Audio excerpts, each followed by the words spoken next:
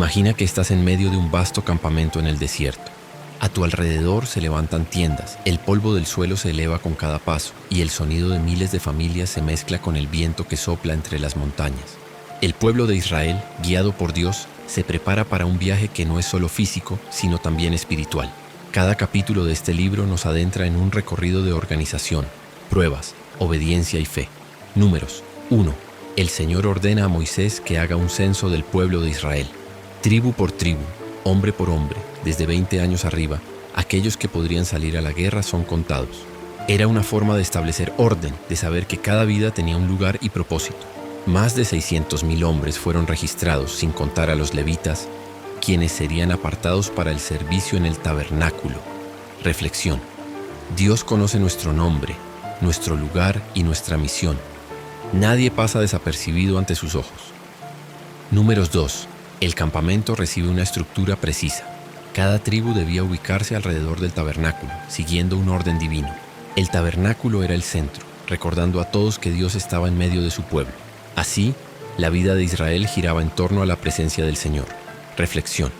Cuando Dios ocupa el centro de nuestra vida, todo lo demás encuentra su orden. Números 3. Los levitas son contados y apartados. Su función no era pelear, sino guardar, cuidar y servir en el tabernáculo. Ellos debían representar la dedicación exclusiva a Dios, sustituyendo a los primogénitos de Israel como señal de consagración. Reflexión.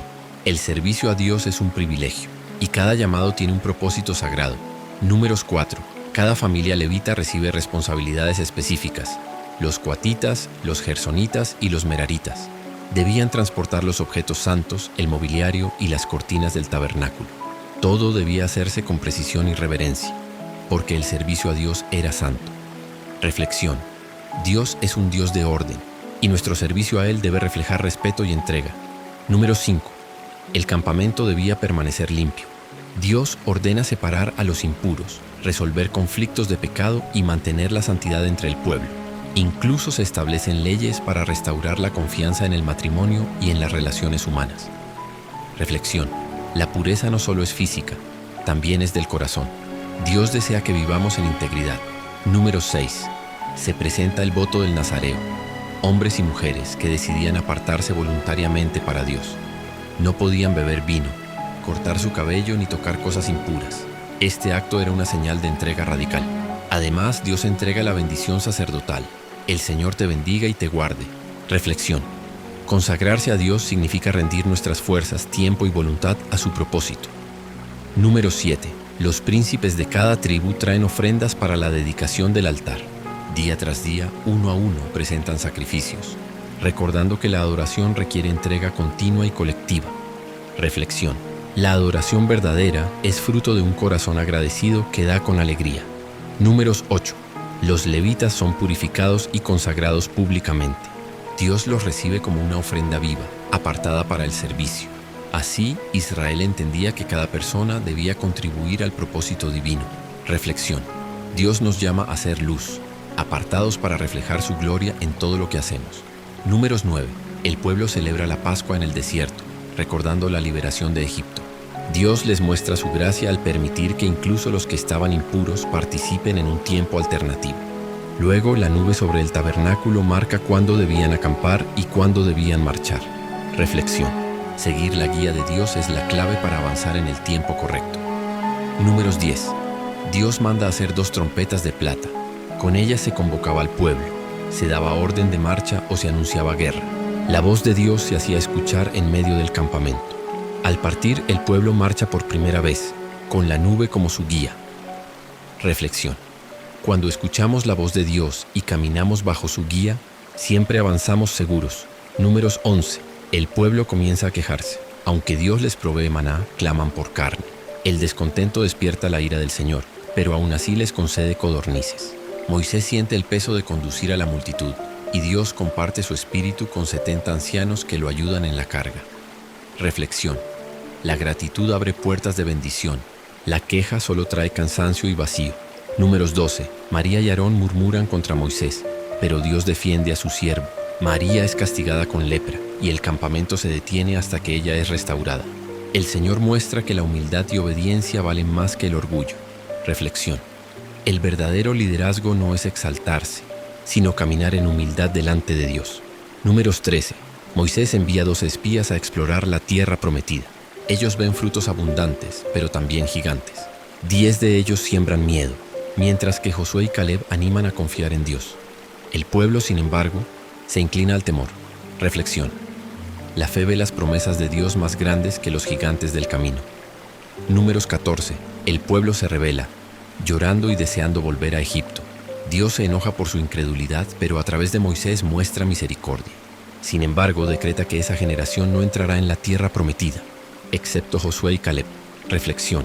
La incredulidad nos detiene, pero la fe nos lleva a conquistar lo imposible. Números 15. Dios establece leyes sobre sacrificios, ofrendas y expiación. Enseña que tanto el israelita como el extranjero pueden participar bajo su pacto. También se da la orden de poner cordones azules en los bordes de sus vestidos, para recordar cada día los mandamientos del Señor. Reflexión. Recordar la palabra de Dios es lo que nos mantiene firmes en medio del camino. Números 16. Coré. Datán y Abiram se rebelan contra Moisés y Aarón, desafiando su autoridad. Dios hace una señal poderosa. La tierra se abre y traga a los rebeldes, mostrando que Él mismo había escogido a sus siervos. Después, un fuego consume a quienes ofrecieron incienso sin orden. Aún así el pueblo murmura, y una plaga se desata.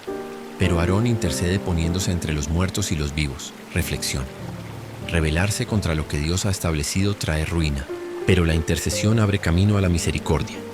Números 17. Para confirmar a Aarón como sumo sacerdote, Dios ordena que cada tribu entregue una vara. Al día siguiente, la vara de Aarón florece, da brotes, flores y almendras, señal de que Dios lo había elegido. La vara se guarda como testimonio en el tabernáculo. Reflexión. El fruto verdadero viene cuando Dios nos ha escogido y confirmado. Números 18. Dios confirma la responsabilidad de Aarón y los levitas en el cuidado del tabernáculo. Se establecen las ofrendas y diezmos como provisión para los sacerdotes y levitas, porque su herencia no sería una tierra, sino el servicio al Señor. Reflexión. Nuestra verdadera herencia no está en lo material, sino en servir a Dios. Números 19. Se instituye la purificación mediante la ceniza de una vaca roja mezclada con agua. Esta ceremonia limpiaba de la impureza causada por tocar a un muerto. El Señor enseñaba que la pureza era necesaria para acercarse a su presencia. Reflexión.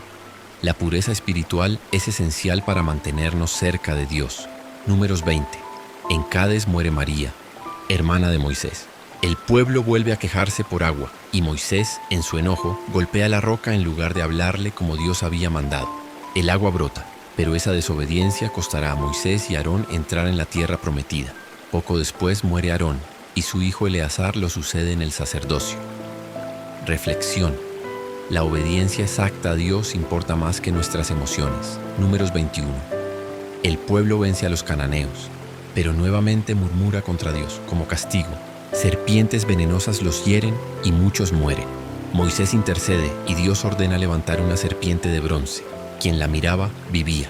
Israel continúa su camino y derrota a Sejón, rey de los amorreos, y a Og, rey de Basán. Reflexión. La mirada de fe hacia Dios es la única que nos da vida y victoria. Números 22. Balac, rey de Moab, teme al pueblo de Israel y llama a Balaam para maldecirlos. Sin embargo, Dios interviene y envía un ángel en el camino. La burra de Balaam ve al ángel y se detiene, hasta que Dios abre sus ojos. Balaam reconoce que solo podrá hablar lo que el Señor le diga. Reflexión. Nadie puede maldecir lo que Dios ha decidido bendecir. Números 23. Balaam levanta altares y ofrece sacrificios. Balac espera una maldición, pero Dios pone palabras de bendición en la boca de Balaam. Israel es declarado un pueblo bendito, apartado y protegido por el Señor. Reflexión. La bendición de Dios permanece, aunque otros quieran vernos caer. Números 24. Balaam, lleno del Espíritu de Dios, pronuncia profecías aún más gloriosas. Israel será exaltado, sus enemigos vencidos, y de Jacob se levantará una estrella, una clara señal del Mesías venidero. Balac se enoja, pero Balaam no puede contradecir a Dios. Reflexión.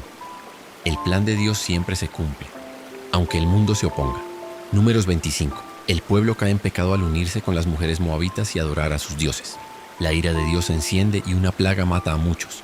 Pero Finés, con celo santo, detiene la deshonra ejecutando a un hombre israelita y a una mujer madianita que pecaban abiertamente. Dios honra el celo de Finés con un pacto de paz. Reflexión. El celo por la santidad de Dios nos guarda de la destrucción. Números 26. Un nuevo censo es realizado después de la plaga. Cada tribu vuelve a ser contada, mostrando una generación renovada lista para entrar en la tierra prometida. Ninguno de los registrados en el primer censo, salvo Josué y Caleb, quedó con vida. Reflexión. Solo la fe y la obediencia aseguran heredar las promesas de Dios. Números 27. Las hijas de Zelofejad se acercan a Moisés reclamando una herencia en nombre de su padre que había muerto sin hijos varones. Dios escucha y establece una ley justa. Ellas recibirán posesión entre sus hermanos. Además, el Señor anuncia a Moisés que verá la tierra prometida, pero no entrará en ella. Entonces se designa a Josué como sucesor, un hombre lleno del Espíritu, para guiar al pueblo. Reflexión. Dios es justo y levanta nuevos líderes para continuar su propósito eterno. Números 28. Se recuerdan las ofrendas diarias, de cada sábado y de cada mes nuevo. Cada sacrificio debía ser hecho con precisión, como un aroma agradable al Señor. Era un recordatorio de que la adoración no era esporádica, sino constante en la vida del pueblo. Reflexión. Nuestra vida entera debe ser una ofrenda diaria delante de Dios. Números 29. Dios ordena los sacrificios para las fiestas solemnes, el día de trompetas, el día de expiación y la fiesta de los tabernáculos. Cada celebración debía estar marcada por abundancia de sacrificios, mostrando gratitud y memoria de la fidelidad divina. Reflexión. Recordar los actos de Dios nos mantiene firmes en la fe y agradecidos en el corazón. Números 30. Se establecen leyes sobre los votos. Todo voto hecho al Señor debía cumplirse con seriedad, porque romper una promesa era ofender la santidad de Dios. También se especifican normas sobre los votos de mujeres bajo la responsabilidad familiar. Reflexión. La fidelidad a nuestra palabra refleja nuestra fidelidad a Dios. Números 31. Dios ordena a Israel vengarse de los madianitas por haberlos llevado al pecado. El pueblo va a la guerra y vence, trayendo gran botín. Moisés ordena purificación de personas y objetos, y el botín es repartido entre los guerreros, el pueblo y el tabernáculo. Reflexión. La victoria viene de Dios, y debemos consagrar a Él todo lo que recibimos. Números 32. Las tribus de Rubén y Gad piden establecerse al otro lado del Jordán, donde había buenas tierras para su ganado. Moisés acepta con la condición de que primero ayuden a conquistar la tierra prometida junto a sus hermanos. Ellos hacen pacto y cumplen su compromiso. Reflexión. La unidad y el cumplimiento de la palabra fortalecen al pueblo de Dios. Números 33. Se hace memoria de todo el recorrido desde Egipto hasta las llanuras de Moab. Estación por estación, se recuerda cómo Dios guió a su pueblo a través del desierto. Finalmente, Dios ordena que al entrar en Canaán, expulsen a sus enemigos y no se mezclen con sus costumbres. Reflexión. Recordar el camino nos prepara para entrar con fe en lo que Dios prometió. Números 34. Dios traza los límites de la tierra prometida, señalando fronteras norte, sur, este y oeste. También designa a hombres principales de cada tribu para repartir la heredad. Reflexión. Dios es detallista. Él define nuestras fronteras y herencia con precisión. Números 35. Se ordena dar ciudades a los levitas, incluyendo 6 ciudades de refugio. Estas serían lugares de misericordia, donde alguien que cometiera homicidio accidental pudiera huir y estar a salvo hasta juicio justo. Reflexión. Dios provee justicia, pero también misericordia para los que buscan refugio en Él. Números 36. Las hijas de Zelofejad vuelven a aparecer. Para preservar la herencia dentro de su tribu, se ordena que se casen dentro de su clan familiar. Así, la heredad permanece en Israel de generación en generación. Con estas palabras termina el libro de Números, mostrando que cada promesa, cada ley y cada herencia tenía propósito en el plan de Dios. Reflexión. La fidelidad de Dios asegura que su pueblo reciba herencia eterna y firme. El libro de Números nos ha mostrado que el camino de Dios no siempre es fácil. Hay momentos de desobediencia que traen consecuencias, pero también hay momentos de entrega que traen bendición. Hemos visto cómo Dios guía, protege y corrige, cómo su justicia y misericordia caminan juntas, y cómo su plan se cumple incluso cuando el pueblo duda. Cada censo, cada ofrenda, cada mandato tiene un propósito: enseñarnos a depender de Él y a vivir según su voluntad. Mientras contemplas la tierra prometida, recuerda que el viaje no termina solo al alcanzar la meta. Cada paso del desierto es una enseñanza para tu vida. Confiar en Dios, obedecer su voz, honrar su santidad y reconocer que su presencia es el centro de todo. Así como Israel aprendió a caminar bajo su dirección, tú también estás llamado a recorrer tu propio desierto con fe, hasta entrar en la vida plena que Dios ha preparado para ti. Reflexión final. El viaje de fe requiere paciencia, obediencia y confianza. Dios siempre cumple sus promesas y nos conduce a la tierra que Él ha preparado para nosotros.